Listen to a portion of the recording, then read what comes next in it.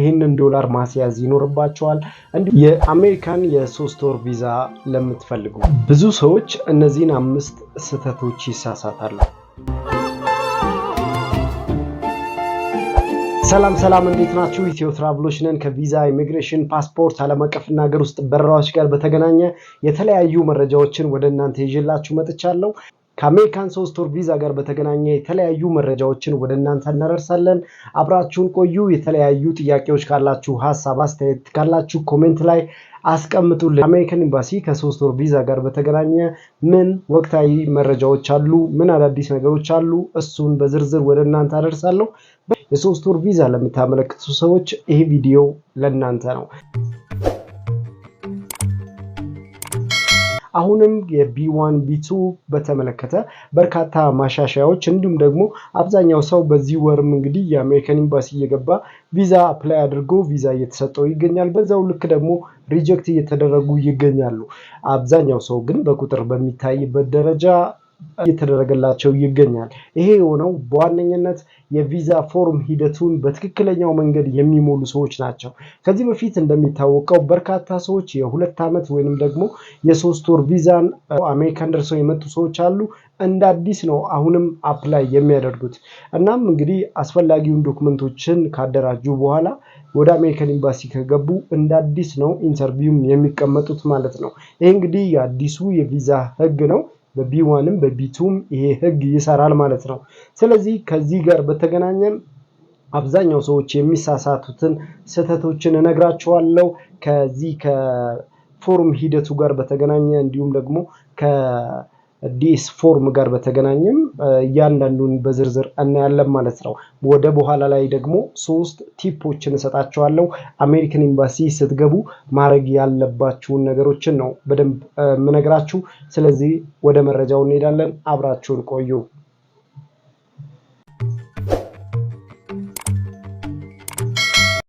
እሺ ወቅታዊ መረጃዎችን እናያለን። ከዚህ ከቪዛ ጋር በተገናኘ ማለት ነው። አሁን ላይ የአሜሪካን ኢሚግሬሽን 5 ዋና የሚባሉ ስህተቶችን እንግዲህ ካቾች ላይ ያገኘውን ማለት ነው። ይሄ ማለት እንግዲህ በሜይ 2026 የወጣውን መረጃ ነው ወደ እናንተ ማጋራችሁ። ከአሜሪካን የቪዛ ጠያቂዎች መካከል የቢ1 ቢ2 የአሜሪካን ኢሚግሬሽን ያወጣቸውን እነዚህን ስህተቶችን በአብዛኛው የቪዛ አመልካቾች ላይ አይተነዋል ብለዋል። ይህም እንግዲህ ከቪዛ ህግጋቶቹ ጋር በተጣረሰ መልክ ለምሳሌ ከሚያቀርቧቸው ዶክመንቶች ጋር በተገናኘ የስራ ልምድ ወይንም ደግሞ የንግድ ፍቃድ ጋር በተገናኘ ሐሰተኛ የንግድ ፍቃድ ሊሆን ይችላል። እንዲሁም ደግሞ የስራ ውል ወይንም በተለያዩ ካምፓኒዎች ተቀጥረን ነበረ የሚል ወይንም የስራ ሰራተኞች ነን በተለያዩ ካምፓኒዎች ላይ ሰራተኞች ነን በተለያዩ ድርጅቶች ላይም ሰራተኛ ነን የሚል ሐሰተኛ የስራ ማስረጃዎችን የሚያቀርቡ ሰዎች አሉ። ይህም እንደ ስህተት ወይንም በዶክመንት ማጣራት ላይ ያገኛቸው ስህተቶች ናቸው። ሰኛ ያልሆኑ መረጃዎችን ለአሜሪካን ኢሚግሬሽን የሚሰጡ ሰዎች አሉ።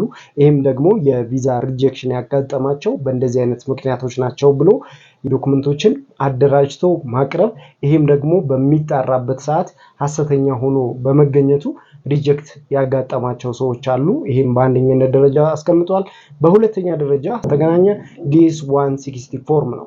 ይህም ደግሞ በቃለ መጠየቅና በዲኤስ ፎርም ላይ የሞሉት መልስ የተጣረሰ ይሆናል። አሁን በዚህ ሰዓት ላይ አብዛኛው ሰው ዲኤስ የሚሞላላቸው በኤምባሲ አካባቢ ባሉ ሰዎች በባለሙያዎች ሊሆን ይችላል። ስለነሱ ስታተስ በደንብ ሳይነግሩት ቀጥታ ራንደምሊ ራሱ ሞልቶት በኢንተርቪው ሰዓት በአሜሪካን ኤምባሲ ነው ሪጀክት የሚደረገው ማለት ነው። ይህም ደግሞ በኤምባሲ በሚጠየቁበት ሰዓት ለምሳሌ የቢ1 አመልክተው የቢ2 የቪዛ አፕሊኬሽን ይሞላላቸዋል አንዳንዶቹ ደግሞ የጉዞ አላማቸው የተዘበራረቀ ይሆናል። ያ ማለት ለሕክምና እየሄዱ ለጉብኝት በሚል ይሞላላቸዋል ወይም ደግሞ በተለያዩ ምክንያቶች ብቻ የጉዞ አላማቸውን የተሳሳተ ተደርጎ ተሞልቶ በኢንተርቪው ሰዓትና በዲኤስ ፎርም ላይ የሞሉት የተጣረሰ ይሆናል። ይሄም ለሪጀክሽን ያጋጥማቸዋል ማለት ነው።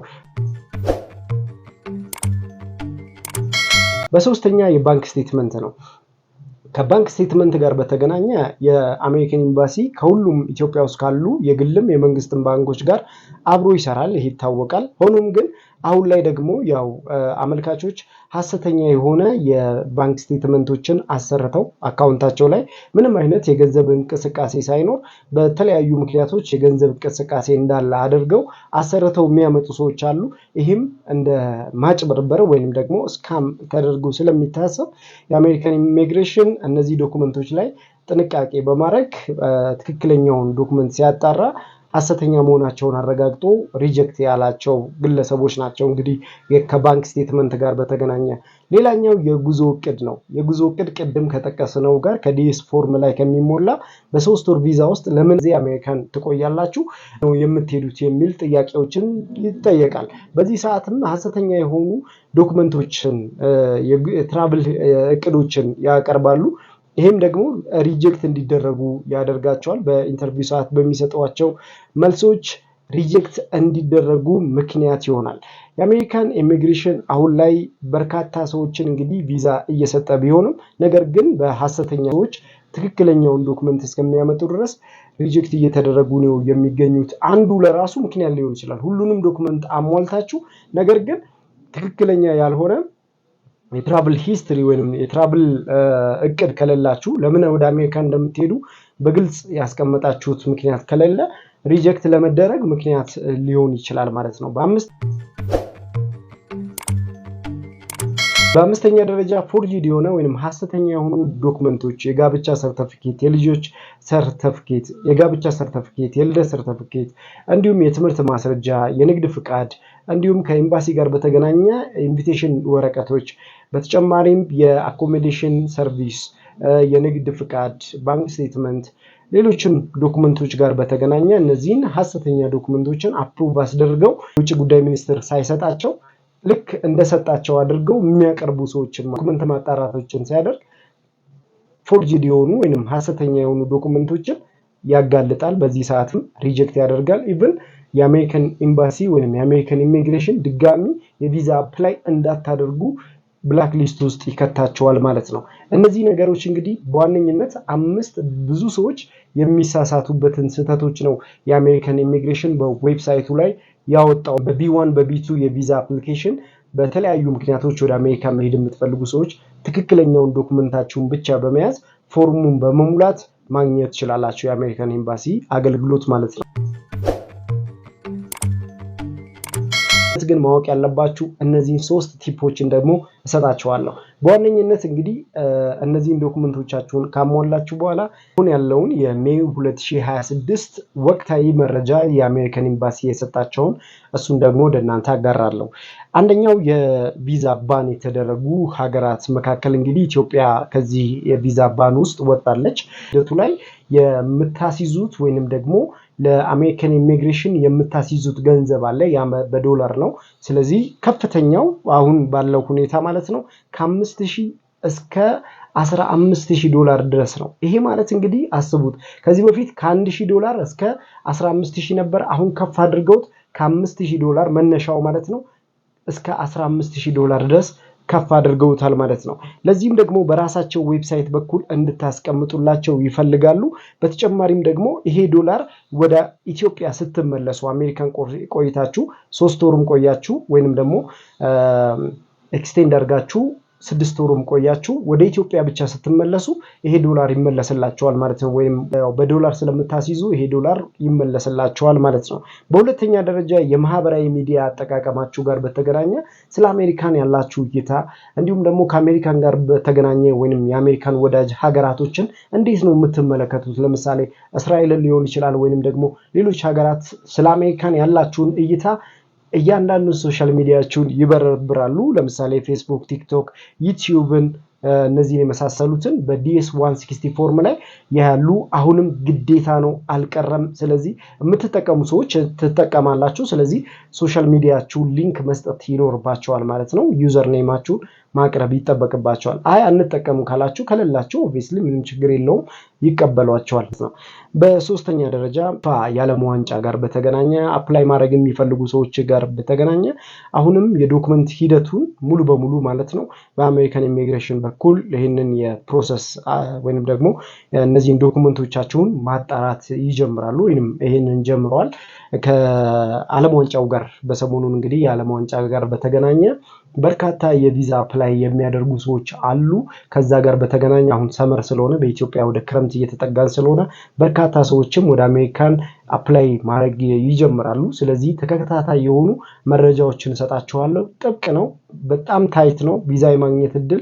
ነገር ግን ይህንን ዶላር ማስያዝ ይኖርባቸዋል። እንዲሁም ደግሞ አዳዲስ የሚወጡ ህጎች አሉ፣ እነሱንም አፕዴት ማድረግ ይኖርባቸዋል ማለት ነው። ከዓለም ዋንጫው ጋር በተገናኘ አዲስ ቪዲዮ ይዤላችሁ እመጣለሁ በቅርቡ። ከዛ ጋር በተገናኘ ማለት ነው እንዴት አድርጋችሁ አፕላይ ማድረግ እንዳለባችሁ በራሳችሁ መሄድ ትችላላችሁ። ድርጅቶቻችሁም እንዲሁም ደግሞ በተለያዩ ስፖንሰር በሚያደርጉ ካምፓኒዎች በኩል መሄድ ትችላላችሁ። እንግዲህ እነዚህ ካምፓኒዎች ትክክል ለምሳሌ ባንኮች በእኛ በኩል በተቆጥቡ ወደ አሜሪካን የዓለም ዋንጫው እንድታዩ እናደርጋለን ይላሉ። ያ ትክክል ነው ወይ? እሱ ራሱን ችሎ ደግሞ የምጠይቃቸው ነገሮች ይኖራሉ። ምናልባት አጣርቼ ትክክል በእንደዚህ አይነት ባንኮች አገልግሎት ብታገኙ የዓለም ዋንጫውን ያስጎበኟቸዋል ወይንም የዓለም ዋንጫውን እንድትታደሙ ያደርጋሉ የሚለውን ነገር በደንብ አጣርቼ ይዤላችሁ እመጣለሁ። አሜሪካን ኢሚግሬሽን ጋር በተገናኘ የቪዛ መቆያ ወይንም ደግሞ የቪዛ መጠበቂያ ጊዜ በጣም መራዘሙን ተገልጿል።